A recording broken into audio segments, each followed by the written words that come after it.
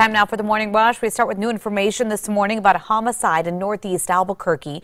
It happened last night at a home on the 4800 block of Palo Duro. This is near San Mateo and Comanche. Police now identifying the victim as Kevin Garcia Sr. According to police, medical personnel are called to a suspicious death. Police say medics rushed Garcia to the heart hospital. That's where he was later pronounced dead. They say he had several injuries to his body. Police say this incident likely stemmed from a family dispute. A search warrant has been executed at Garcia's home. Police say they're waiting for official autopsy results to determine a cause of death. They're deeming this death suspicious, though.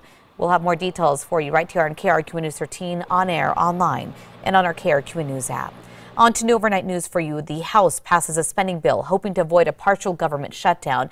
It includes money for the president's border wall. The Senate is now expected to take it up this afternoon. Here's a breakdown of the last 48 hours. First, the Senate passed their spending bill Wednesday. Yesterday, the president said he would not be signing that bill. So last night, the House passed a package that does include the $5.7 billion for the border wall. The House bill needs support from Democrats to pass the Senate today. Kristen.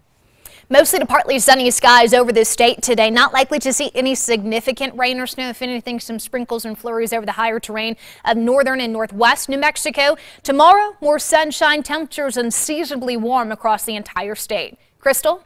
Data given to the Bernalillo County DA's office shows the number of domestic violence cases is up significantly this holiday season. That's compared to previous years. Nonprofit All Faiths handles these type of cases on a daily basis. They see over 3,800 clients a year now. 1,600 of those are kids who are brought to them by police or CYFD. They say during the holiday season, the number dramatically increases. The holiday season increase leads to the group needing a larger facility, which they hope to get next year. On to news, new at 6, the Rio Arriba County Sheriff's Office is investigating the death of a former officer.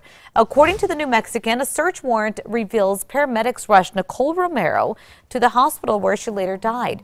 Initially, search warrants state authorities thought Romero accidentally overdosed. Then doctors who examined Romero discovered she had a brain bleed, that it was likely caused by head trauma. Police are now investigating her death as suspicious.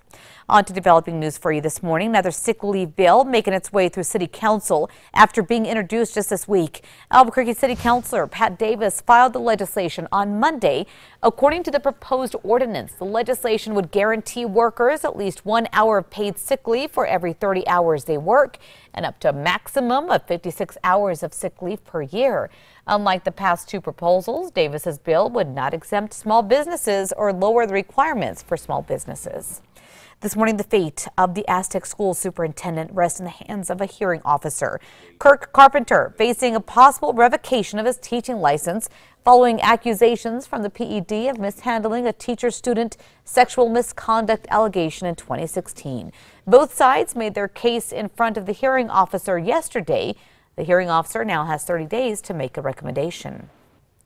On to news, new at 6 and happening today. The New Mexico Racing Commission is scheduled to host a special meeting. The meeting's agenda calls for commissioners to discuss the new license for a racetrack and casino, otherwise known as a racino. The agenda also includes a petition that was filed by the Hidalgo Downs, claiming the commission has not properly studied the issue. 5 companies vying for this license. This would be the 6th and final license issued for the state. The meeting set to begin at 9 o'clock this morning. Kristen. No big weather problems for the Albuquerque metro area today, so I'm going to keep the metro threat index low, only at a 1 for some cool temperatures this morning in the 20s, but winds less than 15 for most of the day this afternoon. Temperatures far above average in the upper 50s. Crystal? You can help a New Mexico teen this morning who's expecting more surgeries after getting seriously hurt when she fell off of a trampoline. 14-year-old Aaliyah Esquivel was jumping on the trampoline when she fell off. Doctors say she had 2 tears to her liver and was bleeding internally. Esquivel has undergone 2 major surgeries since the accident. Her grandmother says there will most likely be more. The family has set up a GoFundMe account. We do have a link for you on our website. That's always on KRQE.com. A man accused of terrorizing a local neighborhood remains behind bars this morning. That man, identified as Chase McCowan. 12-year-old Shelby Whittling says she was woken up by banging in her front yard. She says when she looked outside, she saw McCowan, who was banging on their trash can, their car, and the ground. That's when she got her dad. Ian Whittling says he rushed outside with a shotgun, chasing McCowan all the way onto the roof of his home. That's where he stayed until police arrived. Kristen.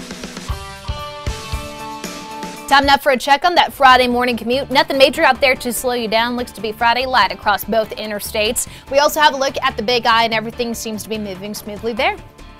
Lobo women's basketball team waking up big winners once again, this time for beating the Stephen F. Austin Lumberjacks. The matchup taking place at Dreamstyle Arena yesterday.